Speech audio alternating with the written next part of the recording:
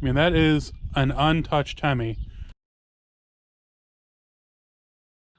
Hey, I'm here in the Mississippi River Valley looking at a few cool cars, and I'm meeting here with Todd, who owns this 1955 Chrysler 300 letter car, and it's complete. It looks like it's missing some parts like here, but you'll see it here in a second. But Todd, tell me, what exactly is so cool about this car? Well, it's a 55 Chrysler 300. It's the first year they made a letter car. It's complete. The pieces missing off of the front or inside the car or in my storage building. It still has all of the original dual quad 331. It even has the Batwing air cleaner on it. So the car is complete, rough shape, but it's complete. I bought it from the original owner. It was sold new at Tony Bettenhauser Chrysler in Rockford, Freeport, Chicago, wherever it was at. I have some of the original paperwork that was with it. Like I say, I bought it from the original owner. They've had it forever. The car, I don't know when they would have quit driving it, but I know by early to mid 70s they already hadn't been driving it for a while then when I discovered the car. The people wouldn't sell it to me until approximately 10 years ago. The lady that owned it was old, and we had a discussion about it, and she agreed to sell it to me, so I bought it right away. Well, yeah, I mean, going through real quick, I mean, this thing is complete, down to almost every wing nut still there, and I mean, that is an untouched Hemi. Original Carter carburetors, and then you can see it is rough, though. I mean, the rear end is in the trunk, but as Todd was saying, I don't know if you can see that, but the interior is all complete. That's the grille, original steering wheel, all cracked, but you can see through the floor in some parts. Unfortunately, you gotta be careful.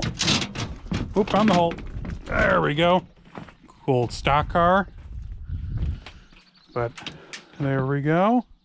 27 Chrysler stock car body. Yeah, just a 27 Chrysler stock car body, and then some other stuff we'll get to here in a second. But how often do you see those emblems anymore? And I go to Chrysler shows and you don't see them anymore. But this thing, I'll go around the other side real quick.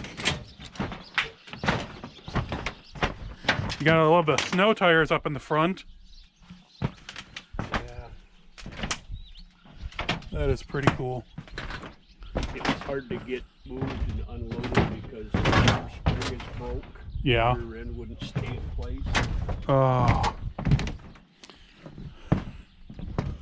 But you got it here. You saved it. Like I said, it might not be worth restoring, but it's worth saving for someone. And look at those door handles. That is really, really cool.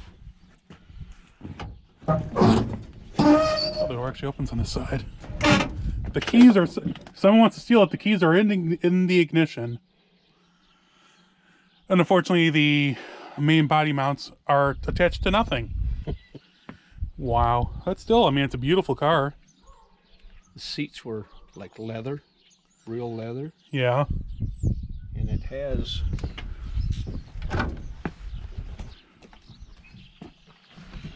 oh, don't go in there. Who knows what 1950s diseases are in there? It has the 150 mile an hour speedometer in it.